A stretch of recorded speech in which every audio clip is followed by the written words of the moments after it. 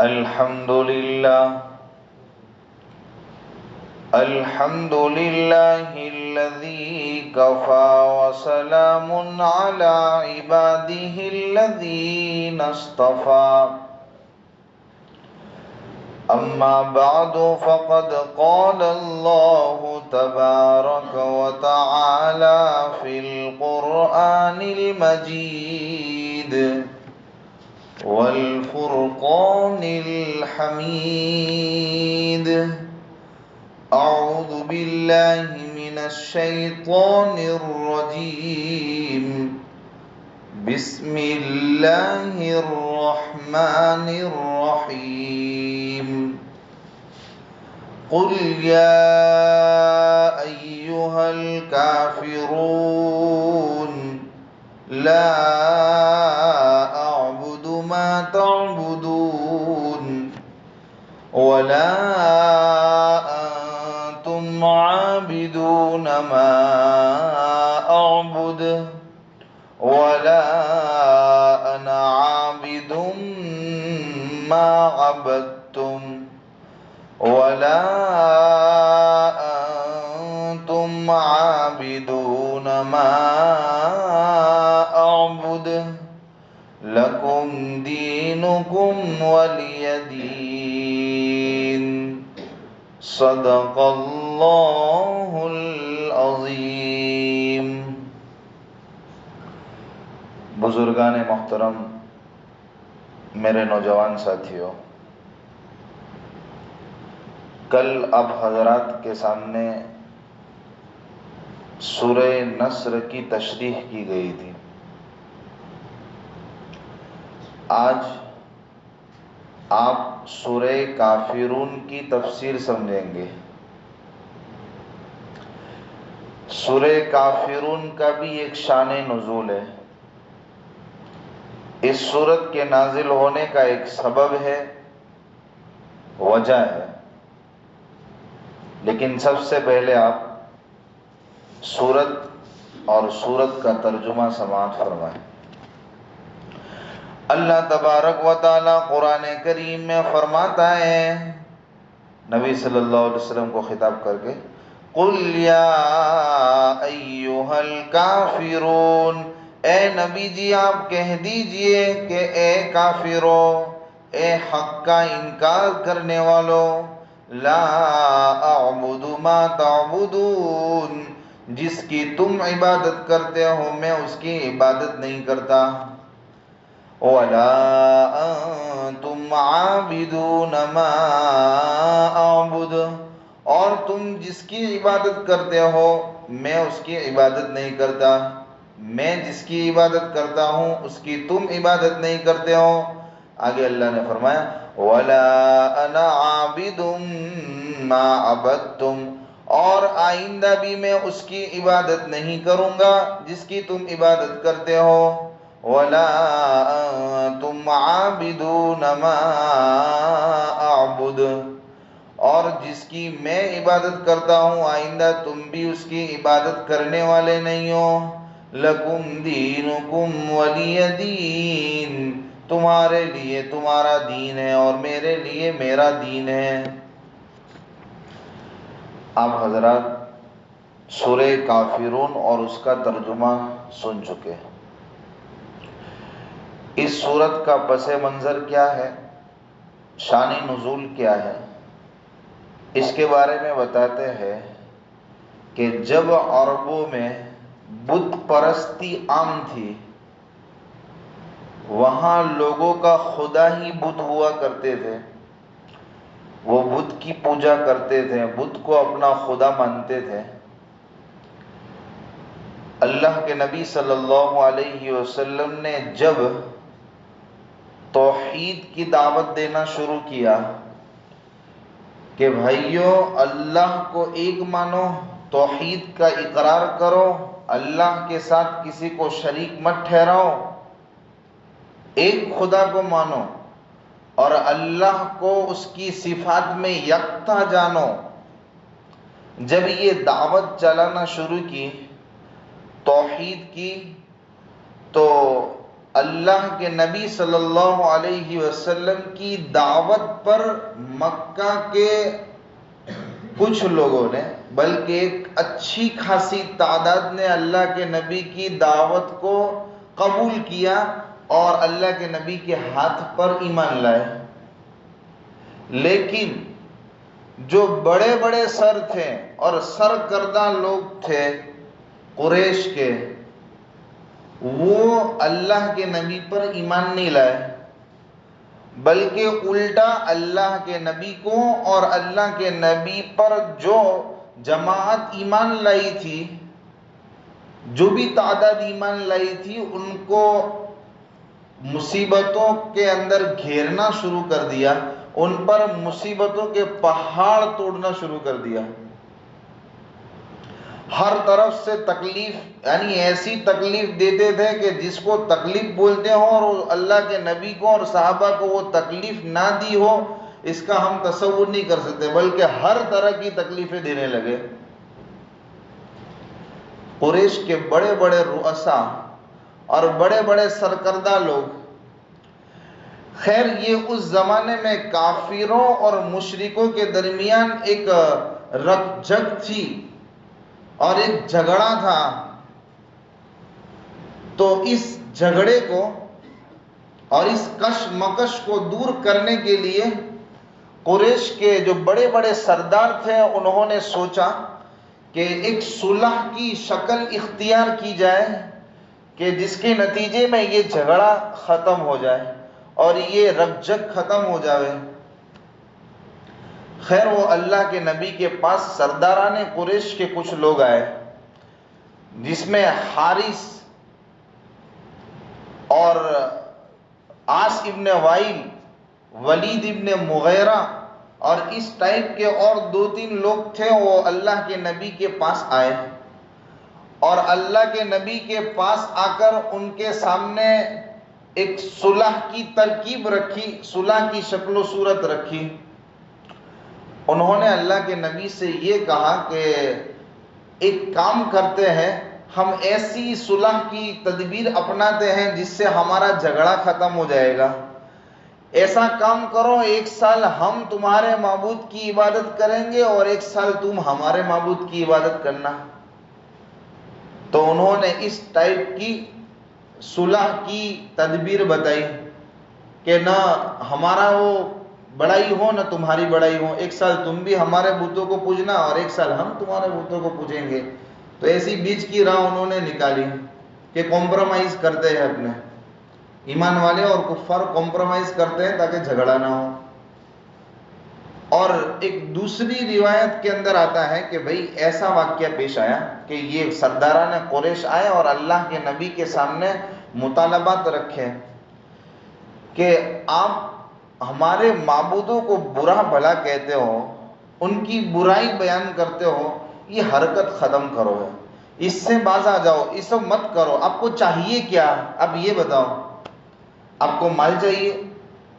ہم آپ کو مال دیں گے، اور آپ کو اگر عرب کی سب سے خوبصورت اور حسین ترین عورت آپ کے نکاح میں چاہیے تو ہم اس کا انتظام کرتے ہیں، لیکن ہمارے معبودوں کو برا بھلا مت کرو، ان کی برائی مت کرو.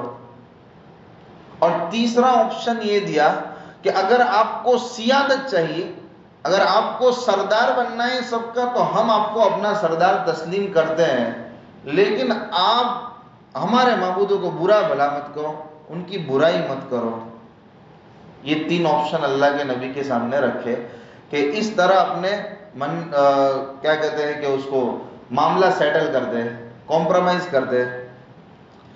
ایک تیسری روایت میں آتا ہے کہ اتنے لمبے چوڑے مطالبات نہیں کیے اللہ کے نبی سے، بلکہ شارٹ کٹ طریقے پر یہ کہا کہ کوئی بات نہیں، آپ اللہ کی عبادت کرتے ہو کرو، لیکن کبھی کبھی ہمارے معبود کے سامنے ہاتھ تو کر لیا کرو اور کبھی کبھی بوسہ دے دیا کرو، بس اتنے سے ہم خوش ہو جائیں گے. کرو اپنے اللہ کی عبادت، کوئی ہمیں مسئلہ نہیں، لیکن کبھی کبھی ہمارے معبودوں کو ہاتھ کر دیا کرو اور کبھی کبھی بوسہ دے دیا کرو. تو یہ مطالبات اور صلح کی جو شکل پہلے بتائی گئی، یہ سرداران قریش یہ اللہ کے نبی کے پاس لے کر آئے کہ ہمارا جھگڑا ختم ہو جاوے اور یہ رکجک کافی سالوں سے چل رہی ہے، یہ اس کو ختم کرو یہاں پہ۔ تو اللہ تبارک و تعالیٰ نے یہ سورت نازل فرمائی، اور یہ سورت نازل فرما کر کفاروں کو دو ٹوک انداز میں جواب دے دیا کہ بھئی یہ سمجھوتا نہیں ہو سکتا، یہ سمجھوتا نہیں ہو سکتا، اور یہ بات نہیں ہو سکتی کہ بھئی آپ ایک سال کسی معبود کی عبادت کرو اور دوسرے سال کسی اور معبود کی عبادت کرو، یہ ممکن نہیں ہے یہ صلح۔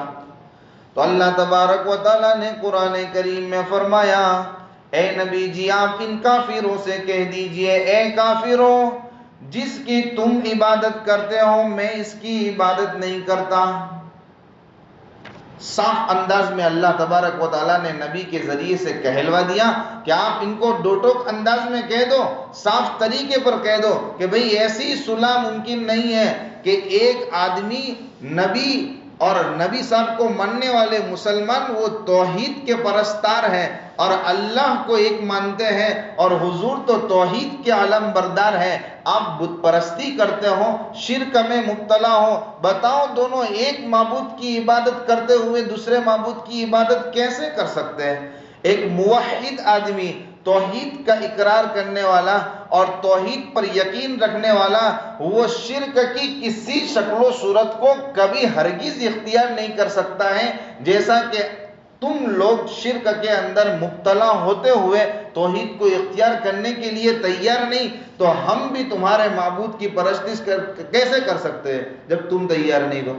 اور ایسا ممکن ہی نہیں ہے کہ ایک معبود کو ہم معبود مانتے ہوئے توحید پر اقرار رکھتے ہوئے ایک سال کے لیے وقف کر لیں اور کسی موقوف کر لیں اور ایک سال دوسرے معبود کی عبادت کریں، یا پھر تم اپنے معبودان باطلہ کو مانتے ہوئے بیچ میں ایک سال گیپ کر لو اور اللہ کے بندے بن جاؤ، ایسی صلح ممکن ہی نہیں ہے۔ تو یہ بتایا گیا کہ لا اعبد ما تعبدون، جس کی تم عبادت کرتے ہو میں عبادت نہیں کرتا، ولا انتم عابدون ما اعبد، اور جس کی میں عبادت کرتا ہوں یعنی خدا کی، اللہ رب العزت کی، اس کی تم عبادت نہیں کرتے ہو۔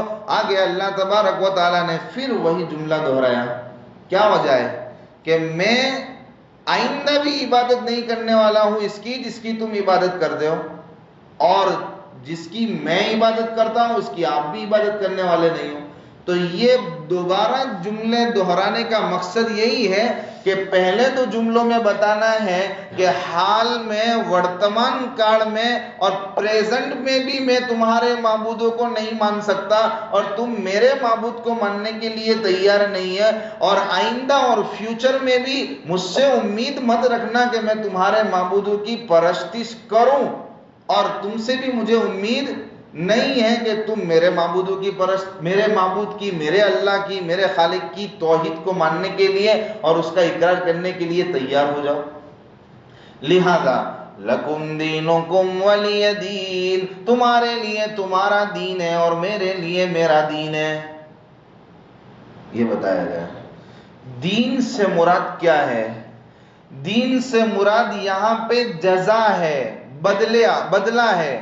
سورہ فاتحہ میں آیا تھا الدین مالک یوم الدین، روز جزا کا مالک ہے، تو یہاں بدلہ مراد ہے۔ مطلب یہ ہے کہ تم اپنے معبودوں کی پرستش کر کے جو کچھ بھی کرو گے اس کا بدلہ تمہیں ملے گا، اور میں اللہ کی عبادت کر کے جو بھی کروں گا اللہ مجھے اس بدلے سے نوازیں گے۔ مطلب یہ ہے لکم دینکم ولی دین کا۔ اور ایک مطلب یہ ہے کہ بھئی دین سے مراد دین ہے، اور دین کے اعمال مراد ہے کہ میں دین کے اعمال کروں گا اللہ مجھے اس کے بدلے سے نوازیں گے، اور تم جیسے اعمال کریں گے تمہارے دین کے اعتبار سے اللہ تم کو اس کا ایسا بدلہ عطا فرمائیں گے۔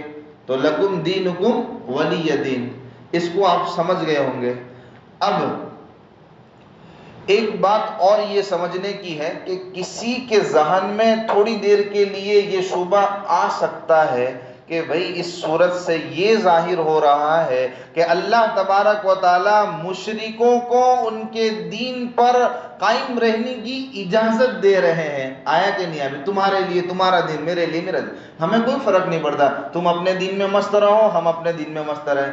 تو ظاہری ترجمے سے کبھی ہمارے ذہن میں یہ آیا ہو تو اس غلط فہمی کو ہمیں ذہن سے نکال دینا ہے. یہاں اللہ تبارک و تعالیٰ ان کو اجازت نہیں دے رہے ہیں کہ آپ اپنے کفر پر مطمئن رہو اور کفر پر جمے رہو، ہمیں کوئی فرق نہیں پڑتا جو جیسے عمل لے کر، بلکہ بتلانا یہ مقصود ہے کہ اگر آپ اپنے دین پر اڑے رہیں اور اپنے دین پر جمے رہیں اور ایمان نہیں لائے تو جیسے عمل کر کے آؤں گے ویسا بدلہ آپ کو ملے گا. اگر آپ خدا کی پرستش کر کے آؤں گے، خدا کو ایک مان کے آؤں گے تو تمہارے ساتھ ویسا برتاؤ کیا جائے گا، اور اگر ان کی پرستش کر کے آؤں گے، ان کی پوجا کر کے آؤں گے اور توحید کو ٹھکرا کے آؤں گے تو پھر آپ کے ساتھ ایسا بدلہ کیا جائے گا. خیر خلاصہ یہ ہے کہ یہی بات اس میں بتانا مقصود ہے کہ ایک موحد، ایک توحید کا اقرار کرنے والا کبھی بھی کسی بھی شکل و صورت کے اندر شرک کی کسی صورت کو اختیار نہیں کر سکتا ہے، اور جو شرک کے اندر مبتلا ہے اور بت پرستی کرتے ہیں وہ لوگ جب توحید کو اختیار کرنے کے لیے تیار نہیں ہے اور اللہ کو ماننے کے لیے تیار نہیں ہے تو ایسی صلح ممکن نہیں ہے کہ وہ 1 سال تک اپنے دین میں باقی رہیں اور دوسرے سال دوسرے خدا کو مانیں، بلکہ ہم اپنے خدا پر جمے رہیں گے، توحید پر جمے رہیں گے اور ایمان پر مستقیم رہیں گے، جس طرح آپ اپنے معبودان باطلہ پر اڑے ہوئے ہو اور اکڑ کر بیٹھے ہوئے ہو، ماننے کے لیے تیار نہیں ہو. لہذا پھر کہا گیا کہ لکم دینکم ولی دین. لہذا جیسا تم کرو گے، جیسے عمل کرو گے ویسا تم بھگتو گے، اور جیسے عمل ہم کریں گے ویسا بدلہ ہمیں ملے گا. یہ اس سورہ کی آیتوں کی روشنی میں تفسیر آپ کے سامنے پیش ہو گئی. اب اس سورہ کے فضائل سے آپ کی واقفیت کرو. یہ سورت وہ عظیم سورت ہے، احادیث مبارکہ میں سنتوں میں پڑھنے کی بڑی تاکید ملتی ہے. فجر کی سنتوں میں سورہ کافرون اور سورہ اخلاص، یہ دونوں سورتیں پڑھنا بہتر ہے ایسا بتایا گیا. کسی روایت میں یہ بھی بتایا گیا کہ مغرب اور فجر کی سنتوں میں اللہ کے نبی بکثرت سورہ اخلاص یعنی قل هو اللہ اور یہ قل یا ایھا الکافرون پڑھا کرتے تھے. اور جو طواف ہوتا ہے، طواف کے بعد 2 رکعت پڑھتے ہیں، تحیہ طواف تحیہ کے بعد جو 2 رکعت پڑھتے ہیں اس میں بھی یہ 2 صورتیں پڑھی ہے اللہ کے نبی نے اور تلاوت فرمائی ہے. تو یہ 3 احادیث کی روشنی میں پتہ چلتا ہے کہ ان 2 صورتوں کا ہمیں سنتوں میں، فجر کی مغرب کی سنتوں میں اہتمام کرنا چاہیے. اس کے علاوہ اس سورہ کی ایک فضیلت میں آپ کو سناؤں. حضرت جبیر ابن مطعم رضی اللہ تعالیٰ عنہ کا نام آپ نے سنا ہوگا. ان سے اللہ کے نبی نے فرمایا کہ اے جبیر، جب آپ سفر کے لیے نکلو تو آپ اپنے ساتھیوں سے زیادہ خوشحال ہو اور آپ بامراد ہو. تو اس کے لیے آپ کو کیا کرنا ہے؟ آپ چاہتے ہو کہ آپ سفر کے لیے نکلے ہو تو آپ اپنے ساتھیوں سے زیادہ خوشحال ہو اور آپ کی مراد پوری ہو، آپ بامراد ہو. مطلب یہ ہے کہ سفر میں جاؤ تو آپ خستہ حال نہ ہو، آپ کا توشہ اور آپ کی روزی، آپ کا کھانا وسیع ہو، آپ کے پاس مال کی کثرت ہو اور آپ زیادہ سے زیادہ کما کر آویں، زیادہ سے زیادہ نفع آپ کو ملے. آپ چاہتے ہو ایسا؟ تو حضرت جبیر نے کہا کہ اللہ کے نبی جی ہاں بے شک چاہتا ہوں. تو حضور صلی اللہ علیہ وسلم نے فرمایا کہ ایک کام کرو، جب سفر کے لیے نکلو تو نکلتے وقت شروع میں بسم اللہ پڑھو، آخر میں بسم اللہ پر ختم کرو. 5 صورتیں آخر میں جو آئی، سورہ کافرون، سورہ اخلاص اور سورہ فلق، سورہ ناس اور اذا جاء نصر اللہ والفتح، یہ 5 صورتیں پڑھو. شروع میں بسم اللہ پڑھو، آخر میں بسم اللہ پڑھو. حضرت جبیر ابن مطعم رضی اللہ تعالیٰ عنہ فرماتے ہیں کہ میں پہلے خستہ حال تھا اپنے ساتھیوں کے اعتبار سے، توشہ بھی اتنا زیادہ نہیں ہوتا تھا، لیکن جب سے میں نے نبی صلی اللہ علیہ وسلم کی تعلیم پر عمل کرنا شروع کیا ہے، اس وقت سے میں اپنے ساتھیوں سے اپنے آپ کو بہتر پاتا ہوں۔ اور تجربہ بتاتا ہے کہ جس نے اس وظیفے پر عمل کیا ہے اللہ نے اس کو نوازا ہے۔ لہذا یہ تجارت پیشہ والے جو لوگ ہیں اور اس کے علاوہ دوسرے جو لوگ بھی ہیں وہ اس وظیفے پر عمل کریں گے، اللہ تعالیٰ ان کو دنیا میں روزی میں برکت دیں گے اور بچائیں گے فقر و فاقہ سے، غربت سے۔ لہذا جب بھی ہم سفر کے لیے نکلیں تو آگے پیچھے بسم اللہ پڑھیں اور ان 5 سورتوں کی تلاوت کریں، انشاءاللہ ہمارا توشہ وسیع ہو جائے گا اور ہماری روزی میں خوب برکت ہوگی اور ہمیں اللہ تجارت میں خوب نفع سے نوازیں گے۔ یہ اس کی سب سے بڑی فضیلت یہ بھی بیان کی گئی ہے۔ ایک اور فضیلت اس سورت کی آپ کو سناؤں۔ حضرت علی سے روایت ہے کہ ایک مرتبہ نبی کریم صلی اللہ علیہ وسلم نماز کی حالت میں تھے اور بچھو نے کاٹ لیا۔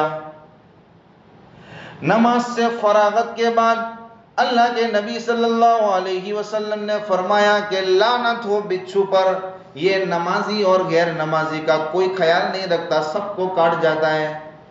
پھر اللہ کے نبی نے نمک منگوایا، پانی منگوایا اور نمک اور پانی کو جس جگہ پہ بچھو کاٹا تھا وہاں پہ لگاتے ہیں اور سورہ کافرون، سورہ فلق، سورہ ناس کی تلاوت پڑھتے جاتے ہیں۔ قرآن کی تلاوت یہ کرتے رہے، ان سورتوں کو پڑھتے جاتے ہیں اور اس کو کرتے جاتے ہیں۔ تو یہ اس سورہ کے فضائل ہیں جو آپ کے سامنے بیان کیے گئے۔ خیر، تفسیر مختصر آپ کے سامنے آئی، اس سورہ کے فضائل آئے۔ اب آخر میں آپ نے تفسیر کے دوران صلح کا نام سنا کہ بھئی کفاروں نے صلح کی کوشش کی مسلمانوں سے کہ اپنے ایسا کمپرومائز کرتے ہیں، بیچ کی راہ نکالتے ہیں، جھگڑا ختم ہو۔ تو اس صورت سے ہمیں کیا پتہ چلا کہ بھئی کفاروں سے صلح ممکن نہیں، جبکہ قرآن کریم میں ایک جگہ پر اللہ فرماتے ہیں وَإِن جَنَحُوا لِلسَّلْمِ فَاجْنَحْ، اگر یہ لوگ صلح کی طرف مائل ہو جائیں تو آپ بھی ان سے صلح کی طرف مائل ہو جائیے۔ ایک طرف قرآن کفار سے صلح کرنے سے منع کر رہا ہے اور ایک طرف قرآن کفار سے صلح کرنے کی ترغیب دے رہا ہے کہ اگر یہ مائل ہو تو آپ بھی مائل ہو جائیے۔ تضاد، ٹکراؤ ہوا، کیا جواب ہے؟ جواب یہ ہے کہ اس سورہ کے اندر جس صلح سے کفار سے جس صلح سے روکا گیا ہے، منع کیا گیا ہے، وہ صلح وہ ہے کہ اگر اس چیز پر صلح ہو کہ اس سے آپ اپنے عقیدہ توحید سے ہٹ رہے ہو اور توحید کی قربانی آپ کو دینی پڑ رہی ہو، یا پھر یہ کہ آپ کو ایسے اعمال کا مکلف بنایا جا رہا ہو جو شریعت اسلامیہ میں منع ہے، حرام کو حلال، حلال کو حرام سمجھنا پڑ رہا ہو، یا یہ کہ توحید کے اصول کی دھجیاں اڑ رہی ہو، تو اس وقت آپ کمپرومائز مت کریے، ایسی بات پر صلح مت کریے۔ اس کو آپ کو ایک مثال سے سمجھاؤ۔ یہ گنپتی کے جلوس نکلتے ہیں، غیر لوگ گنپتی کے جلوس نکالتے ہیں، اگر یہ لوگ ہم سے اس بات پر صلح کریں کہ آپ ہمارا گنپتی کا جو جلوس نکلے اس کا آپ استقبال کریں، تو ہم آپ کا جو محرم کے اندر جو 10 محرم کو جو منایا جاتا ہے اس میں ہم آپ کا ساتھ دیں گے، آپ کا استقبال کریں گے، یا پھر یہ کہ مولود اور میلاد کے موقع پر جو جلوس نکلتا ہے اس میں ہم آپ کا استقبال کریں گے، تو یہ صحیح نہیں ہے۔ اس لیے کہ یہ صلح اس بات پر ہوئی ہے کہ آپ ہمارے بتوں کی تعظیم کرو تو ہم آپ کے تہوار اور آپ جس کو سمجھتے ہو محبوب اور محبوب چیز مولود اور میلاد کے موقع پر جو جلوس نکلتا ہے اور محرم کے موقع پر جو جلوس نکلتا ہے ہم اس میں آپ کا ساتھ دیں گے، استقبال کریں گے۔ تو بھائی یہ تو بتوں کی تعظیم پر ہم نے صلح کی، اور ایک مسلمان کے لیے، ایک موحد کے لیے شرک کی کسی شکل و صورت کو اختیار کرنا جائز نہیں، کسی صورت میں ایسی صلح ممکن نہیں، لہذا ہم ایسا کمپرومائز نہیں کریں گے۔ ہاں کچھ صورتوں کے اندر جو کہ مباح ہیں شریعت اسلامیہ میں، اگر وہاں صلح ہو رہی ہے تو کوئی مسئلہ نہیں، لیکن اگر عقیدہ توحید متزلزل ہو رہا ہو اور توحید کی بنیادیں ہل رہی ہو اور حلال کام حرام ہو رہا ہو، حرام کام کو حلال سمجھا جا رہا ہو، یہاں یہی ہو رہا ہے کہ یہ جو 10 محرم میں جو جلوس نکلتے ہیں یہ صحیح نہیں ہے، اس میں غلط چیزیں ہو رہی ہوتی ہیں، اور اسی طرح جو اللہ کے نبی کی ولادت پر جو جلوس نکالا جاتا ہے یہ بھی صحیح نہیں۔ ایک تو یہ صحیح نہیں ہے، پھر ہم کمپرومائز کریں غیروں کے ساتھ اس بات پر کہ ہم آپ کے بتوں کی تعظیم کریں گے، آپ ہمارے ان مہینوں کی اور اس فلاں چیز کی تعظیم کریں، تو یہ صحیح نہیں ہے۔ لیکن اگر ہاں شریعت اسلامیہ جن چیزوں کو مباح قرار دیتی ہے اگر ہم ان میں صلح کرتے ہیں تو کوئی مسئلہ نہیں۔ یہ تو اللہ کے نبی سے ہجرت فرمانے کے بعد مدینہ جانے کے بعد قبائل یہود سے اور یہود کے قبیلوں سے اللہ کے نبی نے صلح فرمائی ہے۔ کس بات پر صلح فرمائی؟ کہ بھئی مدینہ میں آپ بھی رہتے ہو ہم بھی رہتے ہیں، ایک کام کرتے ہیں، اس بات پر صلح کرتے ہیں کہ ہم آپس میں جنگ نہیں کریں گے، لڑیں گے نہیں، اور اگر ہم سے کوئی جنگ کرے گا تو ہم آپس میں مل کر مقابلہ کریں گے، تو یہ صحیح ہے۔ تو لہذا اس صورت کے اندر جس صلح سے منع کیا گیا ہے وہ صلح وہ ہے جو شریعت اسلامیہ سے ٹکرا رہی ہو، عقیدہ توحید کو متزلزل کر رہی ہو، لہذا ایسی صلح نہیں کرنی ہے۔ خیر، آپ حضرات کے سامنے مفصل طریقے پر کافی چیزیں رکھی، سورت کا ترجمہ، مختصر تفسیر، سورت کے فضائل اور صلح کے معنی کی حقیقت کے یہاں کون سی صلح مراد ہے، اس کے علاوہ کچھ اور باتیں باقی ہیں، انشاءاللہ کل آپ حضرات کے روبرو پیش کی جائے گی۔ اللہ تعالیٰ کہنے سننے سے زیادہ عمل کی توفیق عطا فرمائے۔ صدق اللہ علیہ وسلم۔